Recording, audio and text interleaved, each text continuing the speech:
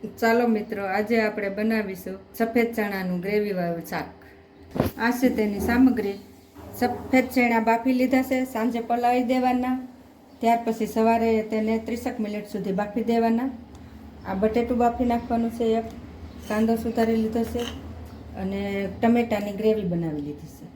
તો હવે તેને વઘાર કરી નાખશું. વઘાર માટે આપણે તમાલપત્ર લેશું, લીમડાના પાન લેશું અને રાઈ ને જીરું આખું, હિંગ. હવે તેલ ગરમ થઈ ગયું છે તો તેમાં પહેલાં રાઈ નાખી દઈશું.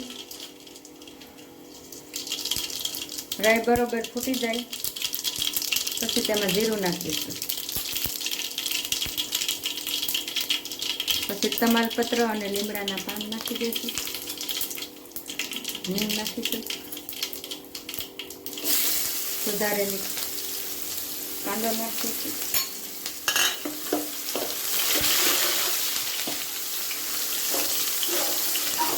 કાંદાને લાલ કલરનો થઈ જાય ત્યાં સુધી તળવા દેવાનો છે. થોડોક બ્રાઉન કલરનો થઈ જાય એટલે તેમાં હળદર નાખીશું.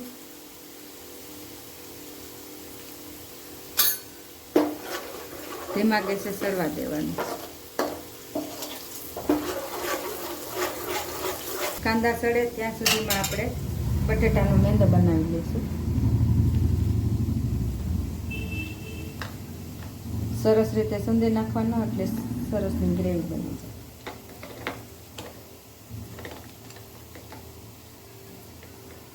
બટાટાનો મેંદો તૈયાર છે. કાંદા સડી ગયા છે. આપણે તેમાં ટમેટાની ગ્રેવી ઉમેરી.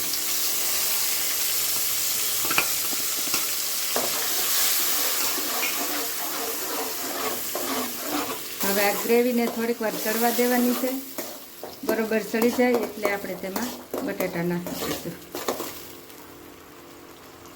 હવે આ ગ્રેવી બરોબર ચડી ગઈ છે તો તેમાં બટેટા નાખી દઈશું.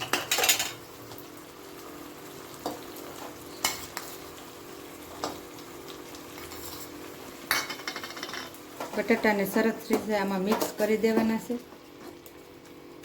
સરસ ગ્રેવી થઈ જાય.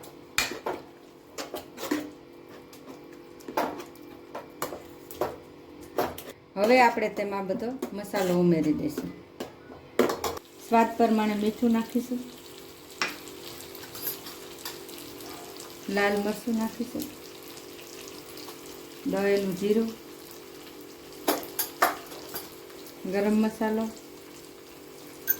1 ચમચી જેટલી ખાંડ નાખીશું. લીંબુ નાખીશું હતું.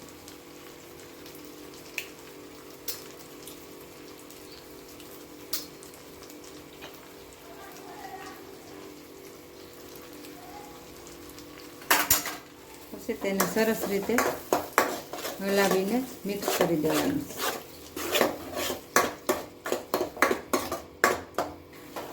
હવે આ ગ્રેવી તૈયાર થઈ ગઈ છે તો છેલ્લે આપણે નાખવાના છે ચણા બાફેલા. તો તેમાં ચણા ઉમેરી દઈશું. હવે આને સરસ રીતે ગ્રેવી આમાં ચણામાં મિક્સ કરી દેવાની છે. પછી તેમાં થોડુંક પાણી નાખી 5 મિનિટ સુધી આને ઢાંકી દેવાનું છે. હવે આ 5 મિનિટ સુધી ચડવા દીધું છે તો એ બરોબર શાક સરસ રીતે બની જશે.